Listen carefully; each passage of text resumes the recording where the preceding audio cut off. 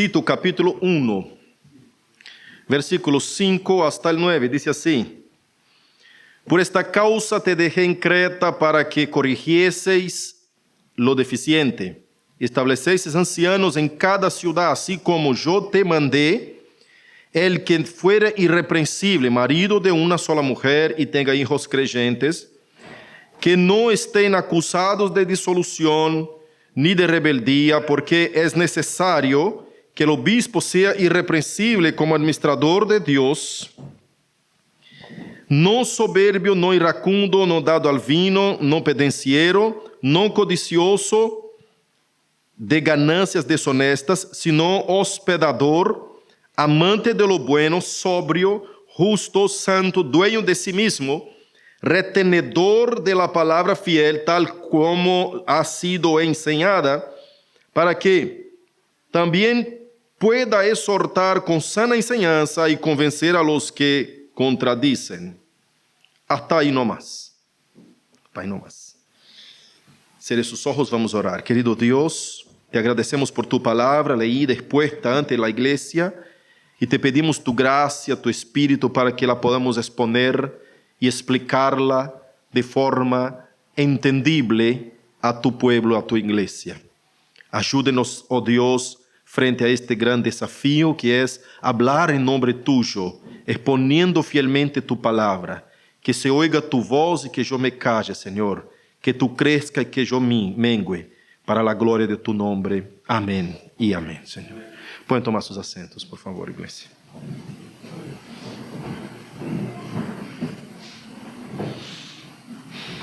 El texto de Tito, nosotros ya hemos presentado la epístola, quién es Tito y todo el trasfondo cultural, la época en que fue escrito, y sabemos que Tito es un discípulo de Pablo. Tito fue puesto como presbítero en una ciudad, o mejor, una isla llamada Creta. Los de Creta se nombraban cretenses. Era gente mentirosa, gente engañadora, gente que hacía de todo lo malo en contra de los principios del Evangelio. Y el apóstol Pablo, plantando una iglesia en Creta, esta isla, dejó uno de sus discípulos como pastor, o como presbítero, o como mayordomo, administrador de las cosas de Dios. Y Pablo viene recomendando a Tito acerca de este arduo y pesado ministerio que es llevar adelante la iglesia del Señor, presentándola en aquel último día como una novia inmaculada, sin mancha, delante de su dueño. Y al paso que Pablo instruye a Tito de las responsabilidades que él tiene como pastor o como gobernante de esta iglesia, en este local, él empieza ahora a hablar a nosotros, a partir de este versículo 5 hasta el 9, de las, digamos así, de los requisitos para ser pastor. Y yo te pregunto en esta mañana, ¿usted ya te ha preguntado si es necesario haber pastores en la iglesia?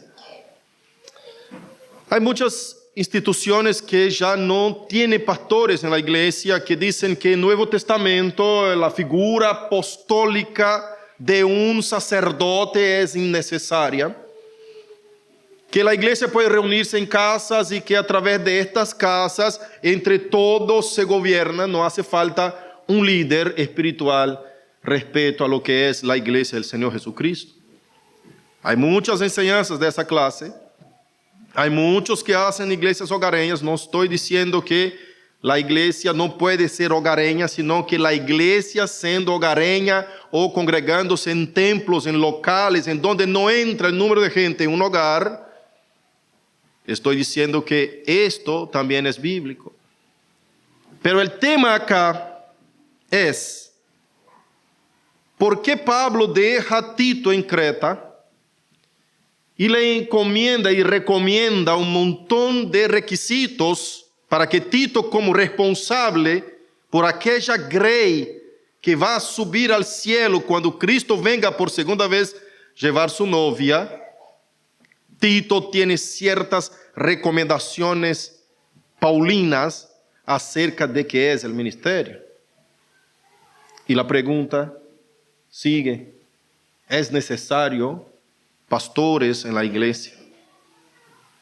Una vez que nosotros tenemos el Antiguo Testamento, en donde tenía la figura del sacerdote y el sumo sacerdote, que era quien podría legalmente llevar el sacrificio del pecador hacia un Dios poderoso, porque el pecador no podría llegar a la presencia del Dios Todopoderoso sin ser consumado y totalmente destruido por su santidad, por su poder y el poder de su gloria. Así que necesitaba de un mediador entre Dios y los hombres, el cual hacía con que la petición del pecador impuro llegara a la presencia de un Dios puro.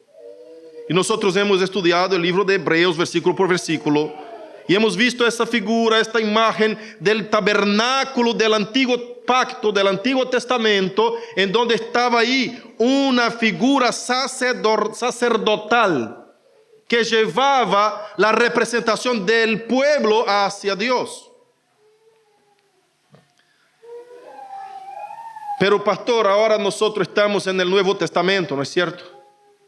En el Nuevo Testamento ya no existe más la figura del sacerdote, porque conforme la palabra de Dios nos aclara, ya no es necesario este mediador humano en el sentido de una figura sacerdotal para representar al pueblo delante de Dios, ya que todos somos sacerdotes, como nos enseñaba Martín Lutero, el gran reformador de la iglesia en el siglo XVI.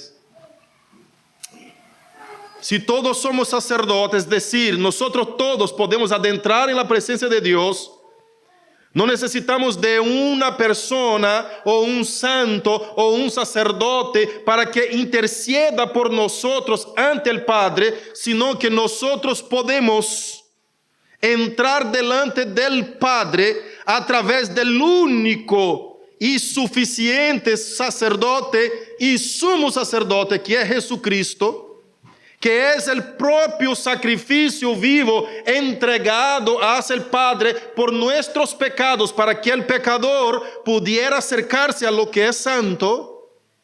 Una vez hecho este sacrificio y representados por este único y suficiente sumo sacerdote, que es Jesucristo, sigue la pregunta: ¿todavía necesitamos pastores en la iglesia?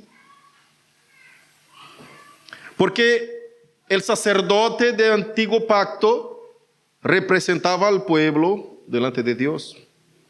En el nuevo pacto, Jesús es el puente que está puesto sobre el abismo entre el pecador y el divino, santo.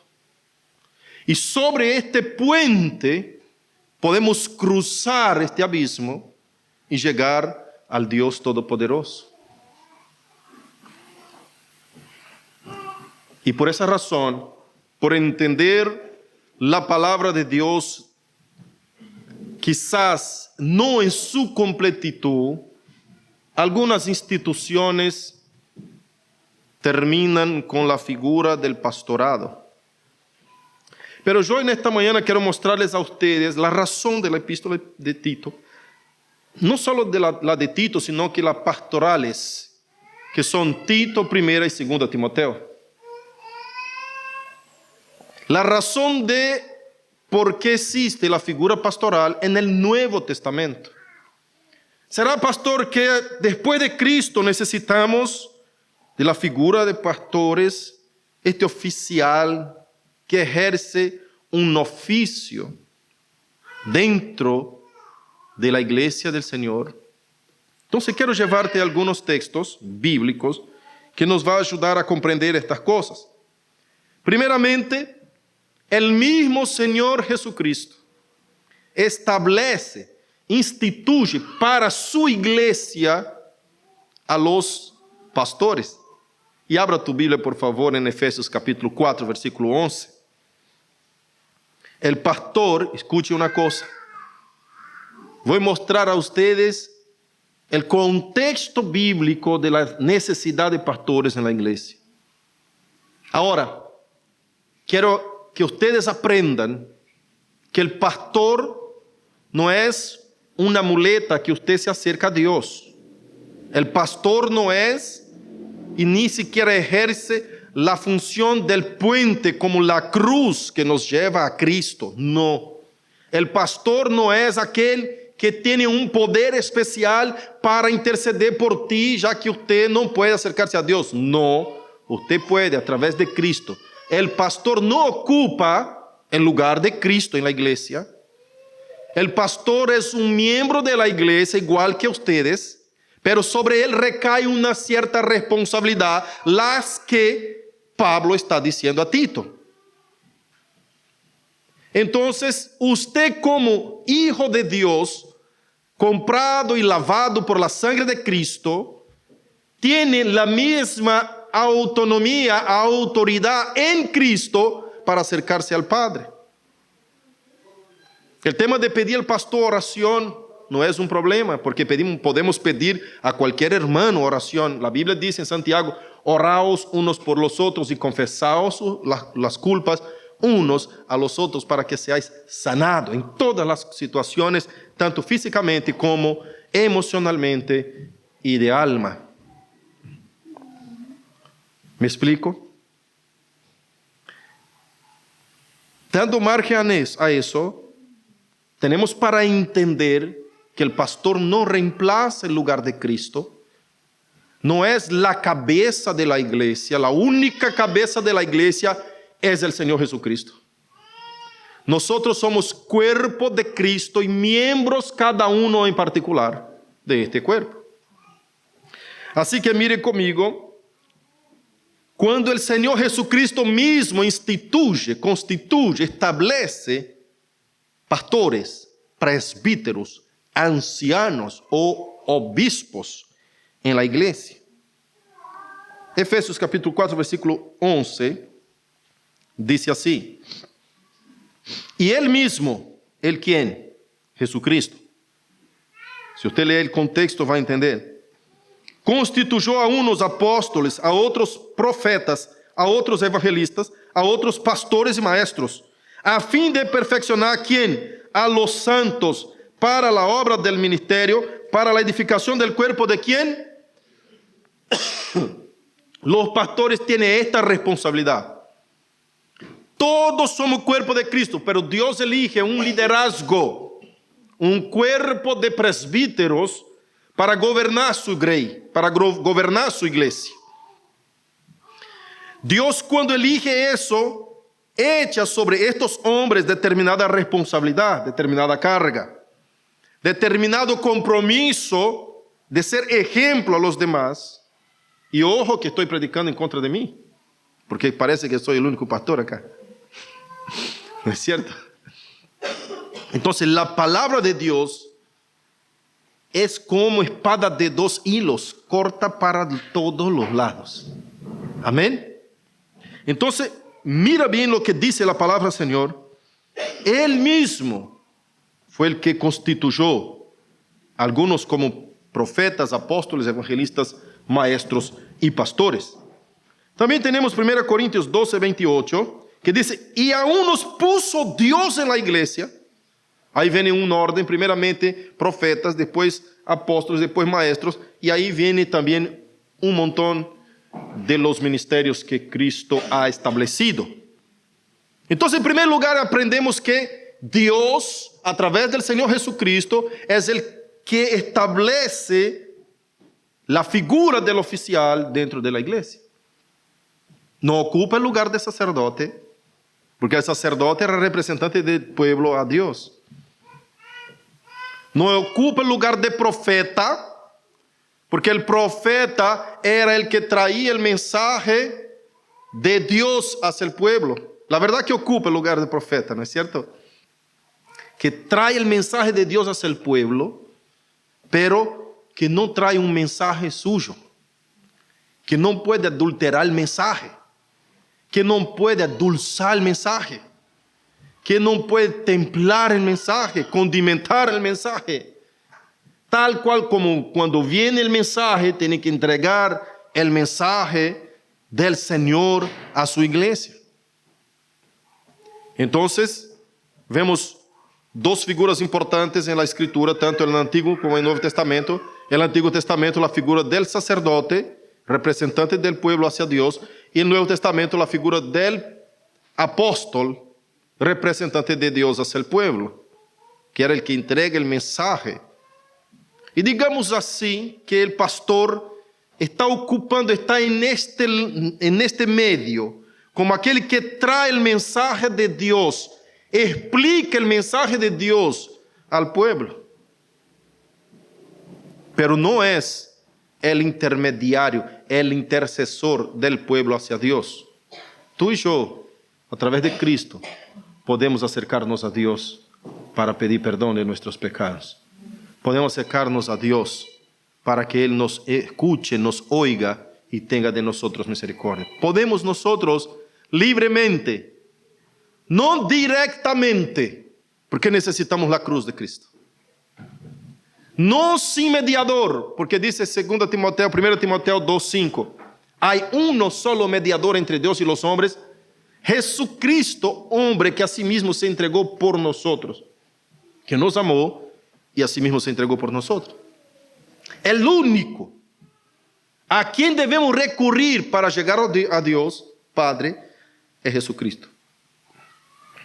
Así que el pastor no ocupa este lugar, jamás ocupará.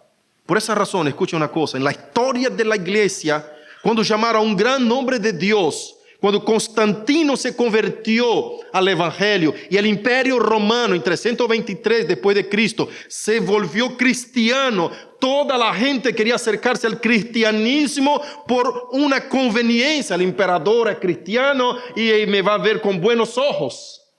Cuando eso sucede, la iglesia sale de la persecución que les mataban a los que confesaban ser creyentes, va a los palacios. Cuando eso sucede, el emperador empieza a buscar un hombre de Dios, un pastor, un líder, para que se vuelva el obispo principal de la iglesia, el cual es el único intérprete de la escritura oficialmente por el imperio, y llama a un determinado hombre. Y este hombre dice: emperador, yo no puedo aceptar este puesto, este nivel, este puesto de sumo obispo de la iglesia es ocupado únicamente por Jesucristo y yo no puedo asumirlo. El primer hombre que ocupa este puesto será el anticristo. Fue la invitación para el primero papa de la iglesia católica. Y este hombre rechazó y dijo: no puede existir otra persona que ocupe el lugar de Cristo en la iglesia. Él es nuestro obispo principal. No puedo asumir este lugar. Y fue yendo el tiempo, fue pasando, el emperador llama a un otro hombre, Gregorio II, si no me falla el nombre del emperador en ese entonces. Y cuando llama a este otro hombre acepta por todas las glorias que iba a recibir. Y a partir de entonces se elige el primer papa de la iglesia, de la historia de la iglesia. Y ahí vamos recorriendo la historia. Cuando llega el año 1500, Martín Lutero, la iglesia estaba tan corrompida que Martín Lutero clava en la puerta de la iglesia, como si fuera el muro de Facebook. No, ya está ultrapasado Facebook, ¿no? Como si fuera no sé, tu muro de Instagram, ¿no? O de TikTok, ponele cualquier cosa. En donde todos ven la noticia, en donde no se pasa por alto nadie, que era la puerta de la iglesia de Wittenberg en Alemania. Y clava ahí las 95 tesis que están en contra de lo que la Biblia dice acerca del ministerio y de la iglesia. Por esa razón, hermanos, nosotros como pastores debemos saber bien nuestro lugar en el cuerpo de Cristo, reconocer nuestras responsabilidades, compromiso, pero también reconocer nuestra pequeñez, reconocer que somos iguales que los demás hermanos y reconocer que el único puesto de cabeza de la iglesia es de nuestro Señor Jesucristo y que no puedo adueñarme de lo que no me pertenece porque el dueño es celoso. Y como amigo de la novia tengo que cuidar a la novia para entregarla a su novio verdadero. Así que no puedo enamorarme de la novia y pensar que la novia es mía, porque no es. Eso es recta doctrina de la palabra del Señor. Vemos que la iglesia primitiva reconocía estos lugares, estos trabajos, estos oficios ministeriales. Yo quiero llevarte a Hechos 13:1, que dice: había en la iglesia de Antioquía profetas y maestros. En Hechos 20:28 dice: el Espíritu Santo os ha puesto por el obispo. Ese tengo que leer porque es un texto bastante completo. Dice así: por tanto, mirad por vosotros. Esta es una palabra pastores. Y la iglesia necesita aprender eso para no ser engañada ni seducida por discursos ajenos a la Escritura. Acá dice: por tanto, mirad por vosotros y por todo el rebaño en que el Espíritu Santo os ha puesto por obispos. El Espíritu Santo os ha puesto por obispos. ¿De quién? Del rebaño, que es la iglesia. Mira la responsabilidad del pastor. Para apacentar la iglesia del Señor, la cual Él ganó por su propia sangre. ¿La iglesia de quién? Del Señor. Pero yo estoy como obispo para representar, para cuidar, para llevar el rebaño a Cristo, su dueño verdadero, que la compró con su sangre. Entonces, como pastor, yo tengo que apacentar a estas ovejas que son de Cristo. Y no puedo darle alimento que me parece, que me gusta. No le puedo dar cualquier cosa, tengo que dar el alimento que el Señor dijo para darles. Y la iglesia primitiva trataba con estos temas. Esto es libro de Hechos en donde vemos los apóstoles tratando de que reconocen que el Señor los ha puesto a través del Espíritu Santo para cuidar de la iglesia. Entonces, si alguien dice que pastores ya no existen en el Nuevo Testamento, hay muchos textos, y acá yo traje 3 textos apenas para exponer esas verdades en este punto. El otro es 1 Timoteo 5:17, que dice: los ancianos o los presbíteros o los pastores, se puede traducir de la misma manera, que gobiernan bien, sean tenidos por dignos de doble honor, mayormente de los que trabajan en predicar y enseñar. Mira qué cosa tremenda, ¿no es cierto? Estos pastores merecen un reconocimiento. Los pastores que gobiernan bien merecen un reconocimiento de la grey de Dios, de la iglesia, respeto a su trabajo. Doble honor, dice la palabra del Señor. Así que no es de más cuando una persona honra a su pastor. No estoy hablando de cosas que son para allá de extremada, ¿no es cierto?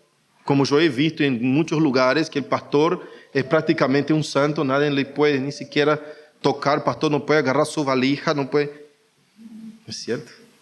Que le están casi estimando como un semidios. El pastor viene, sopla, la gente tira aceite. Eso no es cierto, bíblicamente hablando. Yo estuve en un congreso de nuestra iglesia allá en Uruguay, donde estaba uno de los ancianos de la iglesia, no había más ninguna cañita negra, todo blanco. Un gran maestro de la palabra, un hombre que da clases hoy en Estados Unidos, un maestro, doctor, postdoctor, tiene varios PhDs. Un gran hombre del Señor, llamado Heber Carlos de Campos. Y estaba ministrando la palabra del Señor. Y nosotros estábamos de como visitantes. Yo, Marcelo, estaba con nosotros y más un montón de hermanos que teníamos ahí. Y cuando este hermano termina de predicar, nosotros estamos llevando la valija hacia el baúl del auto y ven el pastor. Hermano, es un anciano, pero bastante ya, como exigir mucho que él lleve su propia valija, ¿no es cierto? Pero vino él y agarró a mi valija y me ayudó a poner en el auto. Yo digo, pastor, por amor de Dios, no haga eso. No, deja que te sirva, me dice. Así tiene que ser los siervos del Señor. Así tenemos que ser. Jesús nunca ejerció un ministerio obligando a la gente a servirle. Como yo veo en muchos lugares, algunos pastores demasiado agrandados que piensan que tienen que enseñar o imponer a la iglesia que le sirva a él. Cuando hablo de doble honor, no estoy hablando de que el pastor traiga una enseñanza, de que usted le tiene que servir a su pastor, si está en un asado, traer lo mejor que haya, traer separado. No estoy hablando de estas cosas. Cuando digo de doble honor, es un cierto reconocimiento, reverencia, respeto por la responsabilidad que trae por tu alma. Pero no es para incurvarse delante del pastor como si fuera un semidios. Como a veces he visto en muchos lugares. Y el pastor impone a la gente que le obedezca, que le haga las cosas, que le sirva a él. ¿En dónde está mi agüita acá? Entonces, así ya. ¿No es cierto? Estoy acá adelante, mi valija está allá atrás, todavía anda a traerla. He vivido en iglesias así, hermanos. De esa misma manera. Tal cual. Pero escuche una cosa. Dios siempre separa a su pueblo. Así como Martín Lutero salió con la reforma de la iglesia católica, Dios separa a su pueblo. Jesús enseña el servicio sirviendo. Los pastores debemos ser ejemplos y enseñar el servicio sirviendo.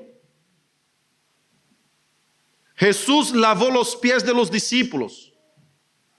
Jesús servía a la gente. Llegaba cerca de la gente e iba a comer con los pecadores.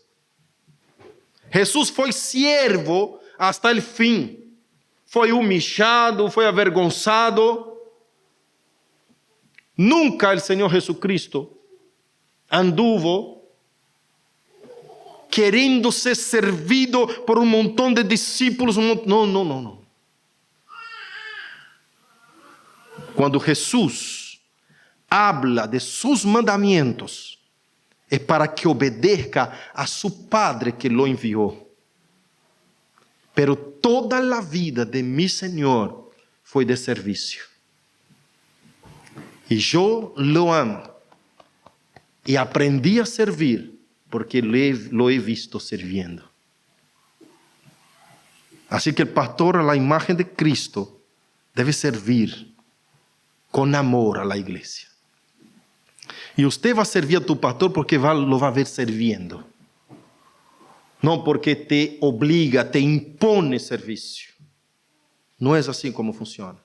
Este doble honor es un cierto reconocimiento que es del trabajo y del oficio del pastor. Ahora, siempre he enseñado en la iglesia que el oficio es mayor que el oficial.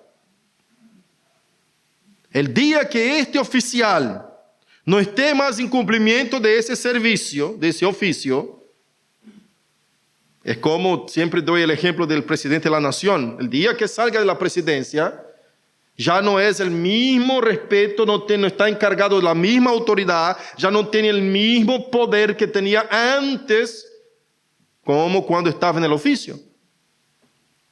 Y nosotros pensamos que, este es un semejante hombre de Dios, Dios mío, Él me dio una profecía, que aunque la Biblia diga que es contrario, yo escucho porque es un hombre tremendo de Dios. Ojo,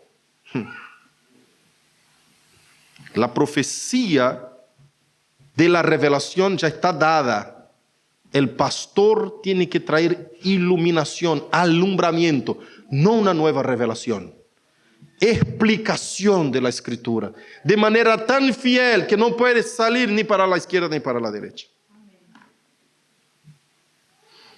Ahora vamos ver aquí, en 1 Pedro 5, versículo 1 hasta el 4, acompañe conmigo, cuando Pedro dice así: ruego a los ancianos que están entre vosotros. ¿A quiénes? A los ancianos, los presbíteros, los pastores. Yo también, pastores, con ustedes, con ellos, y testigo de los padecimientos de Cristo, que soy también participante de la iglesia, de la gloria que será revelada. Apacentad a la grey de Dios que está entre vosotros,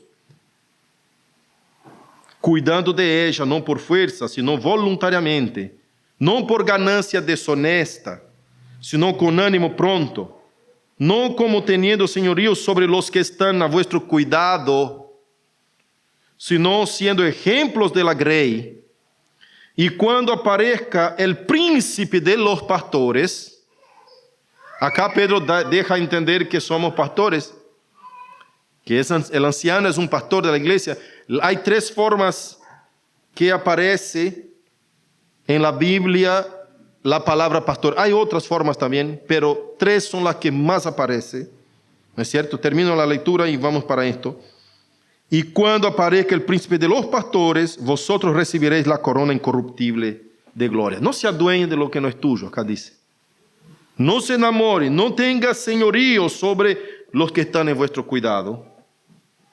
Y ahí hay tres formas que aparece en la Biblia como siendo el tratamiento a los pastores.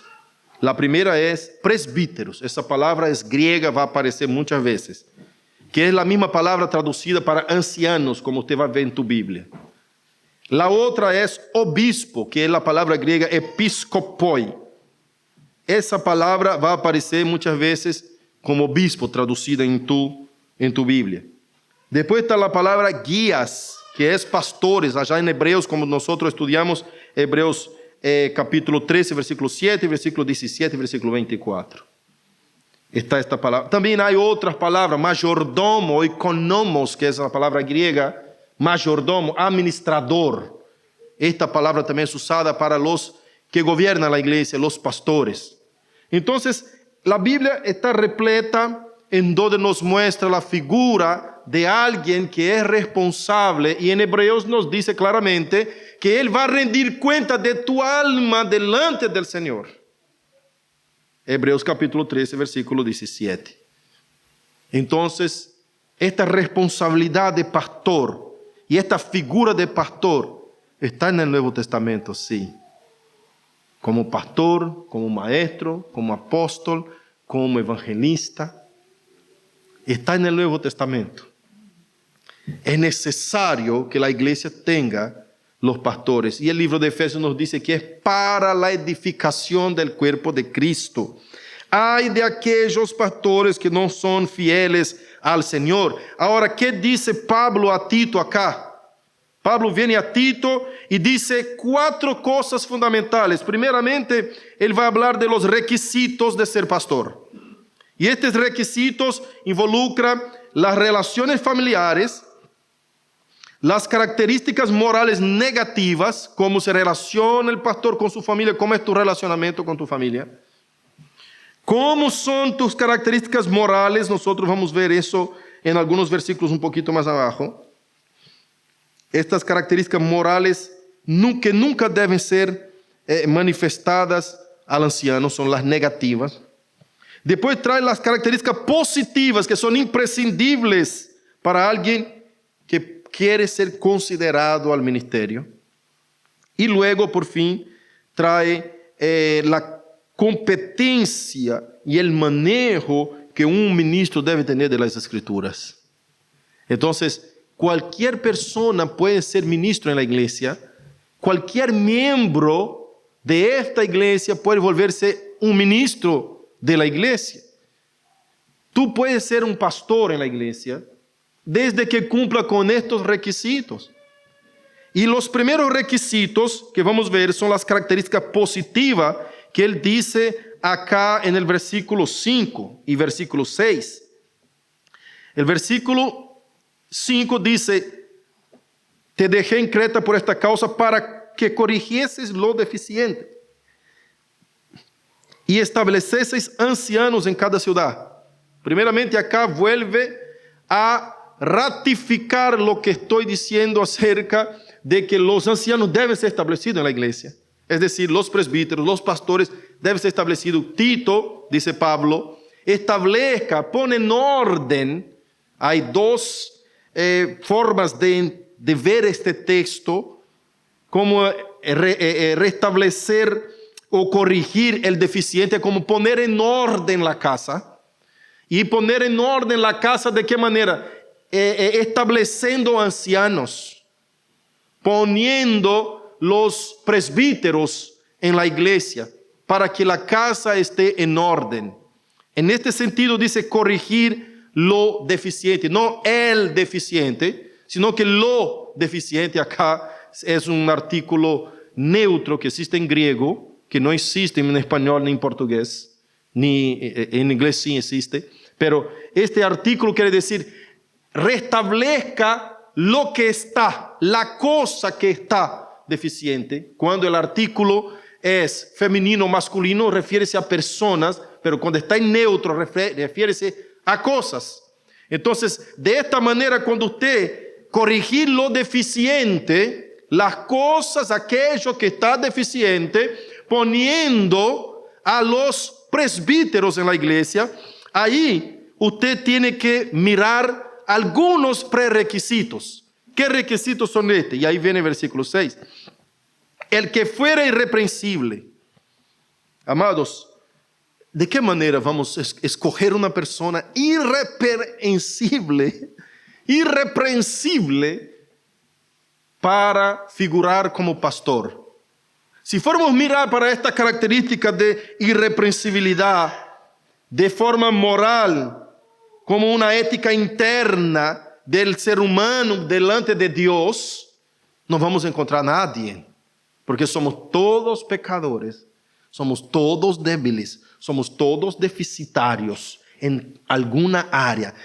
Quizás yo no soy en la área que tú eres, en el área que tú eres débil, pero yo tengo mis otras debilidades que quizás para ti ya es fácil.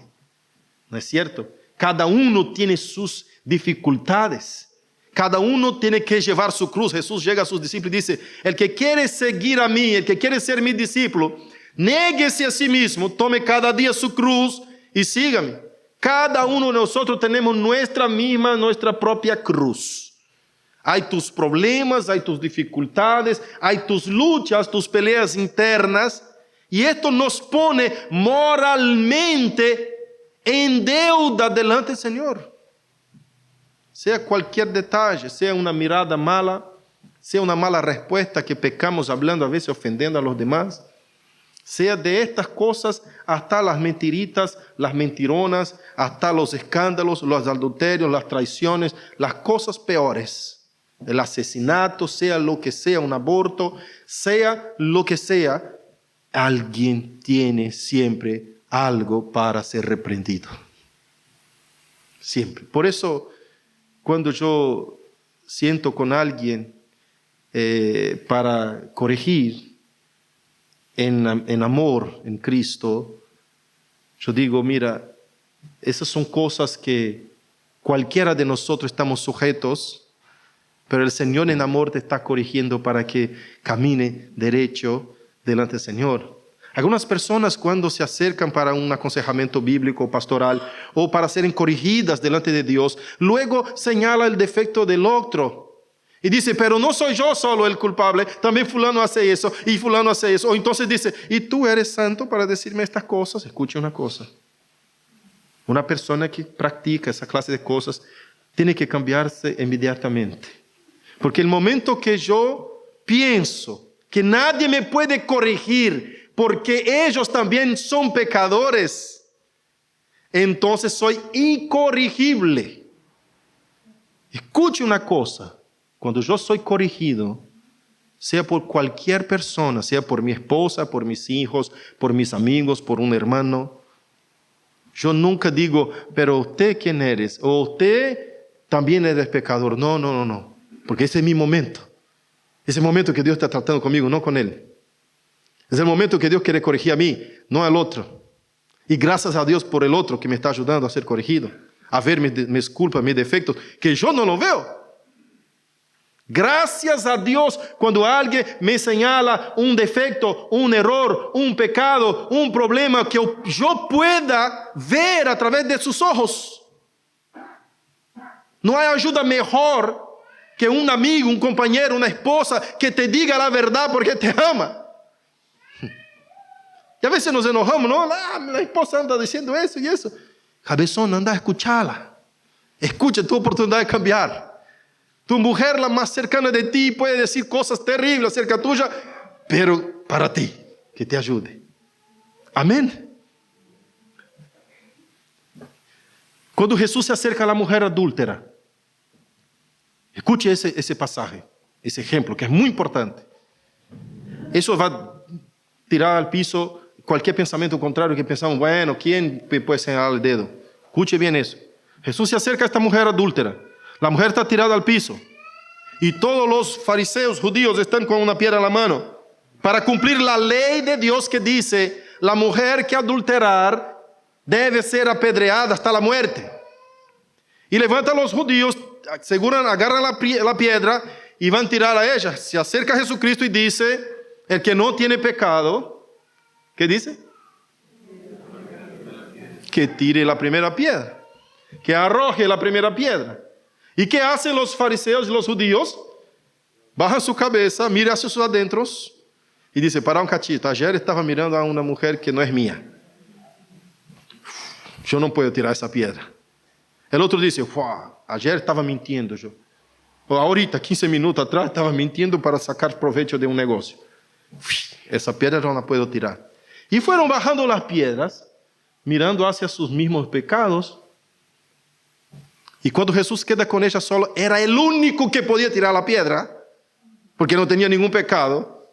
Dice, mujer, mujer, ¿dónde están tus acusadores? Y ahí Dios usa de misericordia. ¿Es culpable la mujer? Sí. ¿Es digna de muerte? Sí, como yo y tú. Pero ella recibe de Dios no la justicia, sino que la misericordia, es decir, más allá de la justicia. Y ahí Jesús dice, ¿dónde están tus acusadores? Nadie te ha condenado, yo tampoco te condeno. Y ahí está la frase que muchos pasan por alto. Ve y no peques más. Jesús ha endosado, ha apoyado el pecado de aquella mujer. No. Dijo, está perdonada, estoy usando de misericordia contigo, pero no peques más. No está apoyando el pecado, no está diciendo porque todos somos pecadores, ella está libre de pecar, de pecado este. No, no. Lo que Jesús está diciendo es que ninguno de nosotros podemos señalar a los demás como pecadores, como si no fuéramos pecadores, porque mucha gente quiere condenar, pero no quiere dar una palabra de ayuda para decir, esto está mal, hermano, anda por el otro camino. La idea de la disciplina en la iglesia, que está en Mateos capítulo 18, a través de Jesucristo mismo hablando, es siempre restaurar al caído. Es siempre extender la mano a levantar. Es cuidar, mostrándole la verdad del Evangelio. Siempre es eso. Y acá Pablo dice, que sea irreprensible. No de una forma moralmente considerada delante de Dios. Todos nos vamos a encontrar culpables. Pero de una forma, la idea de Pablo acá es de una forma que esta persona esté dando testimonio en la sociedad. Es como una reputación pública que el hombre tiene de su sociedad, delante de la sociedad. Si esta persona tiene un mal testimonio, ponele que es un malo pagador, acá en la esquina debe a la carnicería no sé cuánto y nunca pagó. Siempre que ve el dueño pasa por la otra vereda. Y el dueño sabe. Y dice, dice que es creyente. Encima le ordenaron pastor. Es eso que Pablo está diciendo. Esa clase de personas no pueden ser ordenadas al sagrado ministerio. Que sea irreprensible ante la comunidad. Una conducta irreprensible. Como mismo Pablo dijo en Filipenses 3, versículo 6, que él dice, frente a la ley yo era irreprensible. Era condenador de creyentes, asesino, mataba a los cristianos, pero ante la ley yo era encontrado irreprensible. En ese aspecto que Pablo instruye, diciendo que este hombre elegido para el sagrado ministerio sea irreprensible. ¿Qué más? Marido de una sola mujer. Acá excluye a los solteros, a los viudos, no. Acá lo que excluye es aquel que no puede ser ejemplo para la iglesia. Aquel hombre que tiene más de una mujer. En esta época existía la poligamia y también existía aquellos que habían casado, separado, casado de nuevo, separado, y por ahí ya tenía o tuvo más de una mujer. ¿Qué ejemplo va a dar un ministro del Evangelio que se divorció 2, 3 veces, se separó, dejó familias, causó daño a una iglesia? Y eso para completar 1 Timoteo, capítulo 3, no me falla la memoria, versículos 1 adelante, nos dice claramente que quien no sabe cuidar de su casa, ¿cómo cuidará la iglesia de Dios que no gobierna bien su casa? ¿No es cierto? Entonces, ejemplo de esposo, de matrimonio, de familia no puede tener esa persona. Así que una persona, pastor, que fue divorciada o que adulteró y se arrepintió y vino a la iglesia, va a ser perdonada, puede ser admitida de vuelta como miembro. Sí, claro. No hay pecado que Dios no pueda perdonar, y solamente Dios sondea el corazón, ¿no es cierto? Dios perdona todos los pecados. Hay un único pecado que Dios no perdona, que es el pecado excepcionado. La única excepción es el pecado en contra del Espíritu Santo, la blasfemia en contra del Espíritu Santo, que Jesús dijo, este pecado no tiene perdón. Pero todos los demás pecados Dios te perdona. Entonces, si Dios te perdona, la iglesia te admite de vuelta, pero para ser oficial no puede. Para ser ejemplo de la iglesia no puede. Para ser un pastor de la iglesia no puede más. Pero puede ser miembro, hermano de la iglesia. Te voy a poner un ejemplo muy claro. Imagine que hay un hermano que está en la tesorería de la iglesia. Ojo, Marcelo, no tiene nada que ver contigo. Siempre los tesoreros dicen, oh, ahí estoy. No, tranquilo. Pasó eso en una iglesia que estuvimos allá en Brasil. Y la hermana empieza a sustraer recursos de la iglesia, robar de la iglesia. Es la tesorera y empieza a robar de la iglesia. Imagine que fue lo que pasó. Estoy contando algo de la vida real que sucedió a nosotros allá. Descubrimos que la hermana estaba robando. Siempre desaparecía recursos. Un hermano decía, bueno, yo puse tanto y bueno, parece que... Y desaparecía recursos. Y bueno, fuimos a notar que era la tesorera. Estaba robando plata de la iglesia.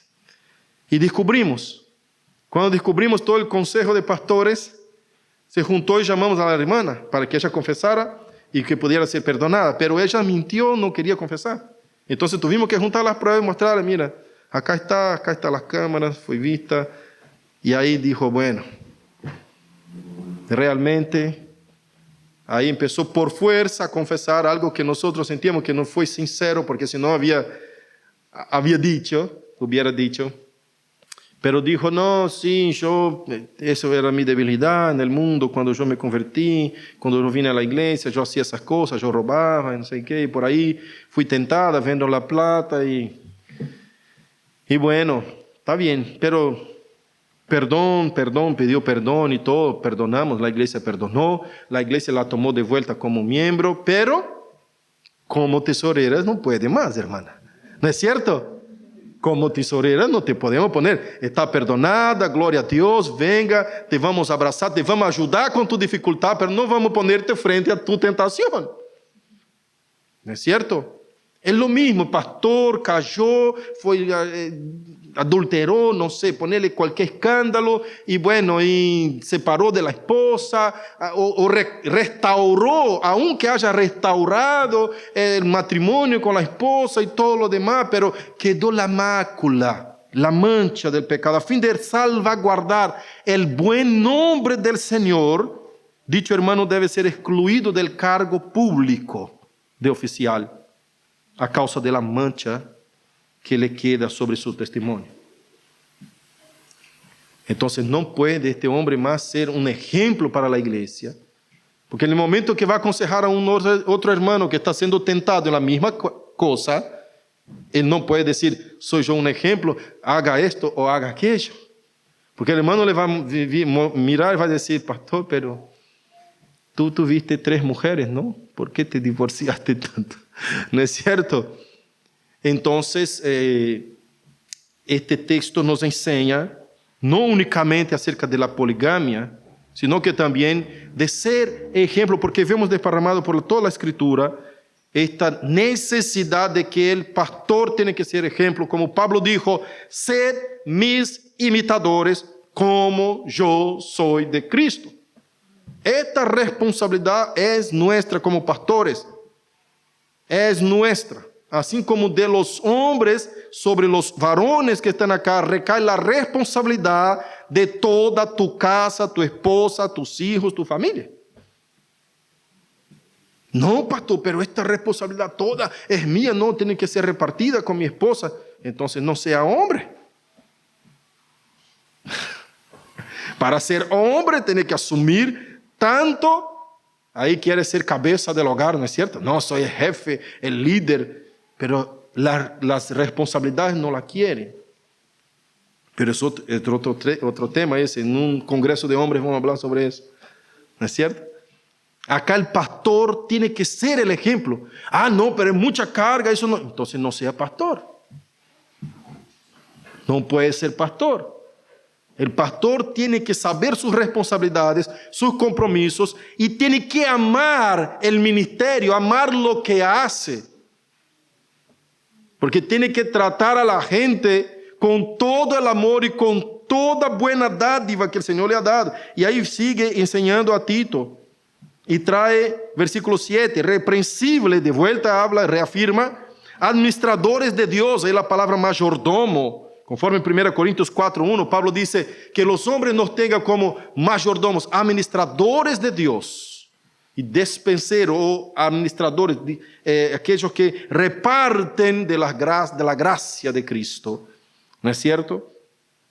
Versículo 8 dice, tiene que ser hospedador, amante de lo bueno, justo, sobrio, santo, dueño de sí mismo. Mira, son las características positivas de un hombre de Dios. Hospedador. Yo tuve un pastor que cuando llegábamos a su casa nos dejaba ahí afuera, en el living. En el living, no, perdón, en el área, ¿cómo se dice? En el patio. Y bueno, nosotros estábamos queriendo pasar, meter a la casa, tener un poco de confianza, y no llegaba, siempre nos detenía. Pero notamos que la esposa no le gustaba tampoco que la gente se acercara a su casa, ¿viste? Entonces siempre un problema, no tenía acercamiento, no era hospedador, Le faltaba ese requisito. Y el pastor tiene que tener esos requisitos, todos. Amante de lo bueno. Hay, hermanos, cada una de esas características habría para hablar un montón, pero vamos a pasar un poco corriendo. Ya estamos con el tiempo justo. Sobrio, justo, santo, dueño de sí mismo. ¿Se acuerdan de los frutos del Espíritu? Que dice dominio propio, acerca de eso. ¿Bien? Porque tú no eres dueño de ti mismo, el Señor es dueño tuyo. Amén. En ese aspecto está diciendo Pablo, que tenga dominio propio, que sepa vencer sus pasiones, sus deseos, sus dificultades. Versículo 9, retenedor de la palabra fiel. Ahí hay otros textos que dicen que tiene que saber manejar bien la palabra de verdad. 2 Timoteo, parece capítulo 2, versículo 22 a 24, a 26. Ahí viene capítulo 2 y sigue. Capítulo 2 sigue diciendo, de vuelta, sobrios, versículo 2, sobrios, serios, prudentes, sanos en triple cosa. Voy a exponer eso después, otro día.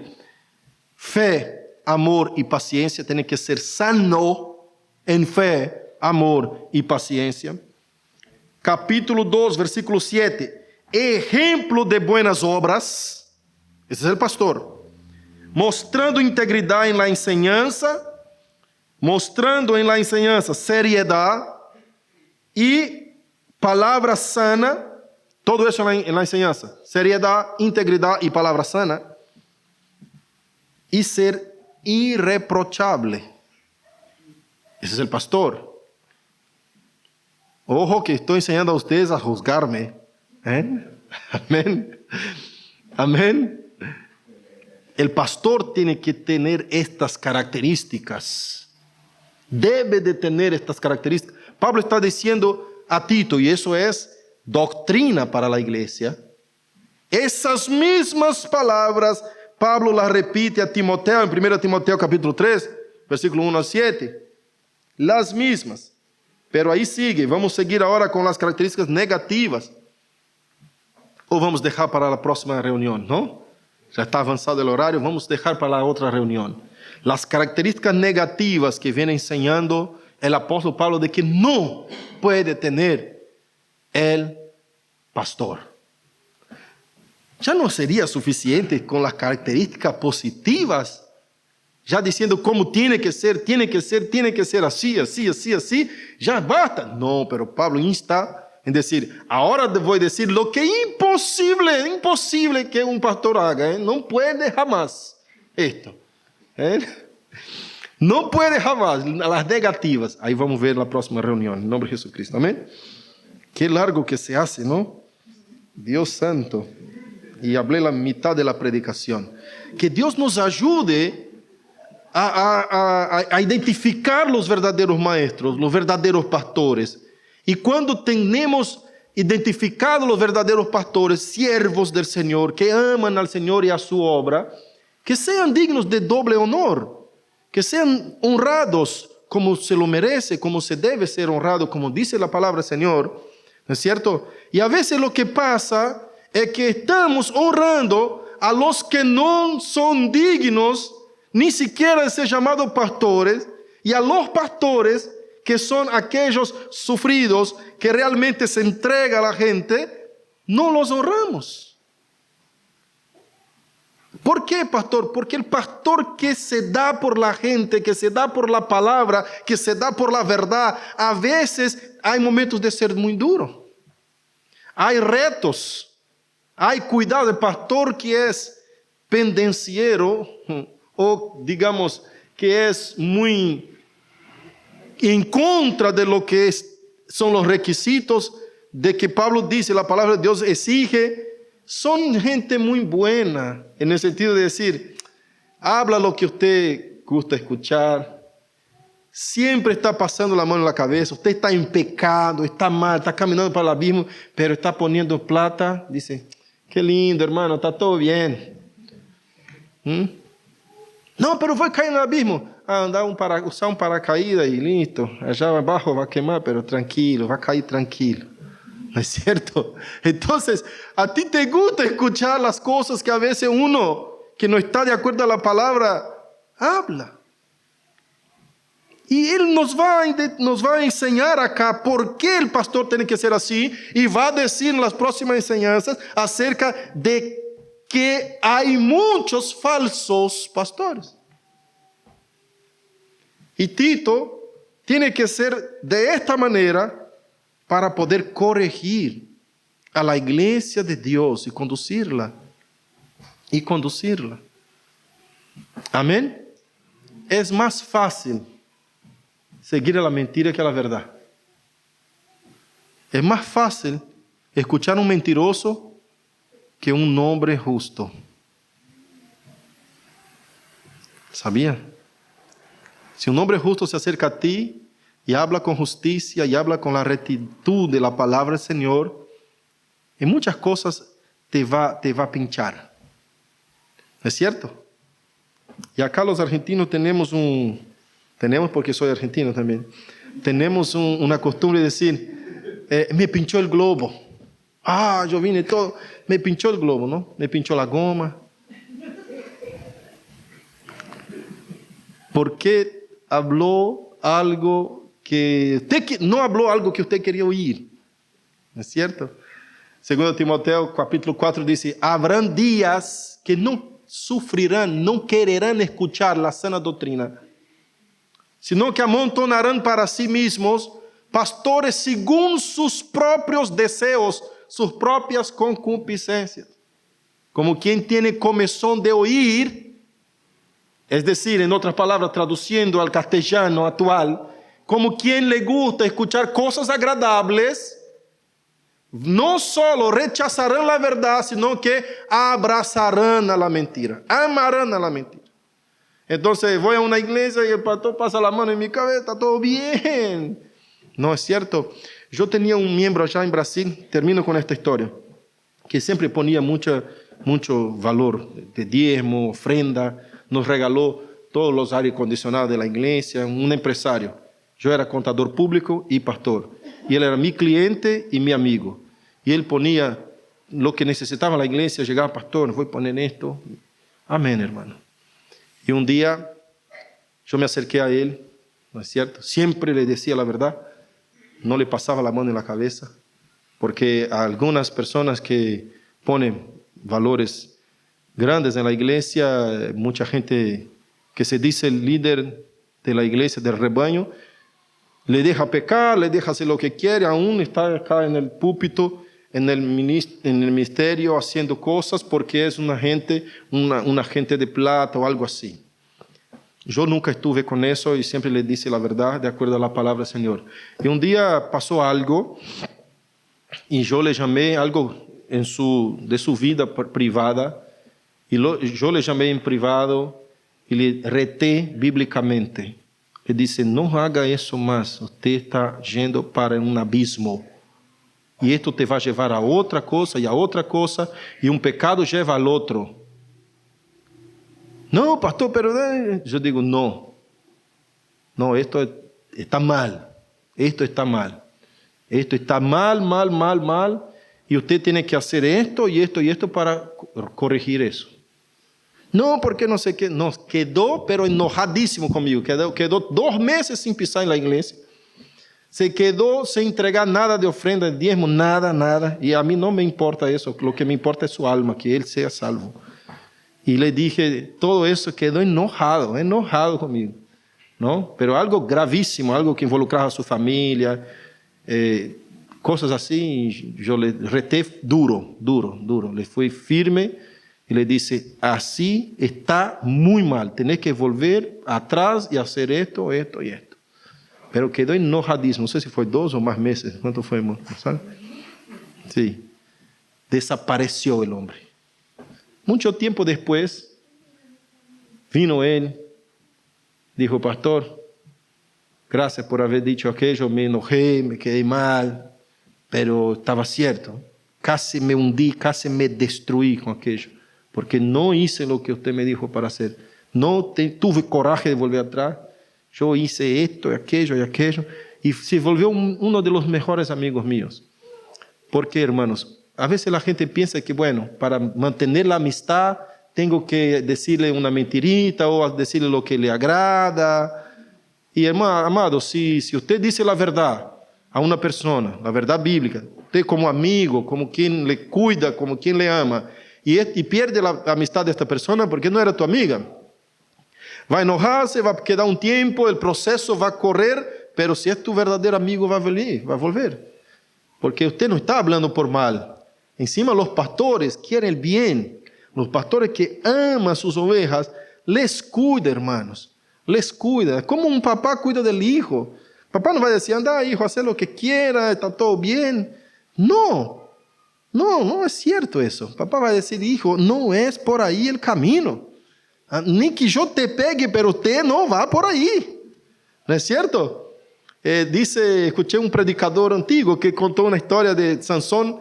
Viste que Sansón quería casarse con Dalila y era en contra de la voluntad de los padres porque ellos andaban en la ley de Dios y Sansón era un hombre separado para Dios, pero quería una mujer que no servía, era una mujer del mundo. Y más que eso, una ramera, ¿se dice? Una mujer ramera, una mujer terrible. Quiso la mujer y los padres, no, hijo, eso es contra la voluntad del Señor. No, pero yo quiero ella, no pasa nada. Y un predicador decía, ¿sabe qué le faltó a Sansón? Porque a veces los hijos desobedecen a los padres. Pero le faltó a Sansón un amigo que le agarrara con un taco de béisbol y dijera, amigo, usted no va a pasar para allá con esta mujer. Ni que yo te pegue y te rompa la cabeza, pero no te voy a dejar ir. A veces los amigos son así, ¿no es cierto? Le dice la verdad, le da un palazo, después están tomando café juntos, cenando. Es así, pero necesitamos esas cosas. Y esta es la figura del pastor, como un pastor, como un amigo, como gente que te quiere bien. El pastor verdadero tiene que tener esas características. Amén. Gloria a Dios. Que Dios nos ayude a tener sabiduría, gracia, ¿no? Lo que mucho pido al Señor, sabiduría para saber conducir su pueblo, para tener fuerza, ¿no es cierto?, para llevar adelante, para cuidar cada uno en particular como el Señor quiere que cuidemos. Que Dios nos ayude. Vamos a orar.